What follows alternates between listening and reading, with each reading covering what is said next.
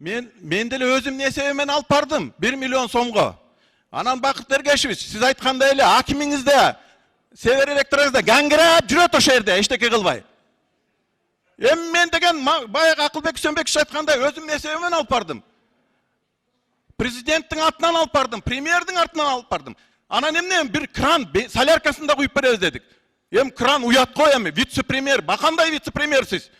Bir кран колуңуздан келбесе анда эмне отурасыз бу жерде? Келет. Биз жаңы акимди койдук, эртең барат ошо жерге. Мен жооп берип коеюн. Биринчиден энергия системаны биз көзөмөлгө алып атабыз. Сиз айткан тапшырманы биз бергенбиз. Биз чара көрөбүз.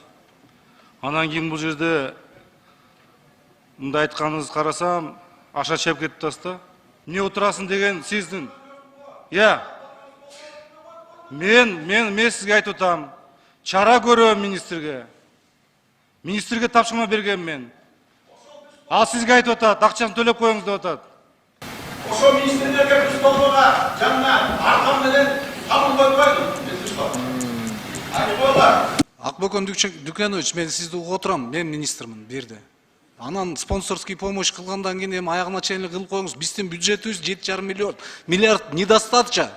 Ар бир спонсорлорго биз ушинтип барып неметип берсек, акчабыз каяка калат? Новостройканын баарын жасап чыктык жазы менен. Өзүбүздүн азына капитальный ремонтко айлыгыбызга акча жок.